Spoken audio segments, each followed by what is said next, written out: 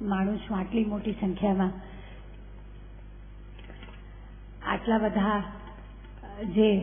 જેમણે 40થી વધારે વર્ષ સેવા આપી એ કેવા ભેખદારી સેવકો હશે અને એટલા માટે જ આજે આટલી મોટી સંખ્યામાં અને ભાઈએ કહ્યું તેમ ફિગર્સને ફેક્ટ જોતા લાગે છે કે 40,000થી વધારે લોકો દર વર્ષે કે આટલા વાલીઓ આપણી પાસે છે અને બરોડા હાઈસ્કૂલ આટલું ફૂલું ફલ્યું છે ત્યારે મરી સાહેબનો એક સુંદર શેર મને યાદ આવે છે.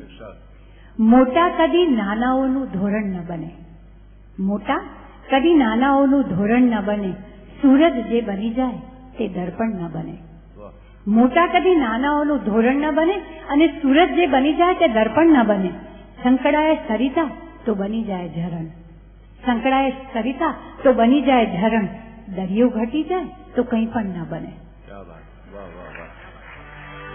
એટલે આપણે 50 વર્ષની અને હવે 51 વર્ષના વન પ્રવેશમાં થતી આ સંસ્થા દિવસે દિવસે વૃદ્ધની પણ સમૃદ્ધ થાય તે આપણે જોવાનું. અને એ સમૃદ્ધિમાં તમને જ્યારે એવું લાગે કે અમે કંઈક પણ એક ઈંટ પણ મૂકી શકશું તો આશીષ તો તમારો જ છે, પણ હું પણ હંમેશા જ તમારી સેવામાં હાજર થઈ જઈશ.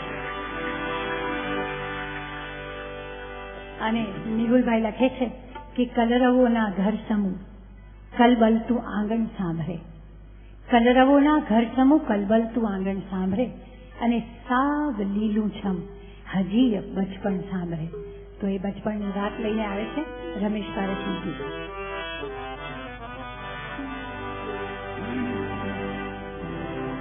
બચપણની વાત આવી ત્યારે અમારા મિત્ર નીતિન ને મિનળ બેઠા છે એટલે એને કંઈક અમારી જૂની યાદો તાજી કરી લઈએ કે એકવાર એક બાપે એના દીકરાને બોલાવીને પૂછ્યું કે તારું રિઝલ્ટ ક્યારે છે? દીકરાએ કહ્યું કે આવતીકાલે છે. એટલે બાપે દીકરાને ખૂબ માર્યો, સખત રડવા માંડ્યો છોકરો. એટલે માં દોડતી અંદરથી આવી કે આ દીકરાને કેમ મારો છો અચાનક? કે એનું કાલે રિઝલ્ટ છે ને. પણ આજે શું કરવા મારો છો? કે આવતીકાલે હું બહાર ગામ જવાનો છું. એટલે પુત્રના લક્ષણની એને ખબર હતી.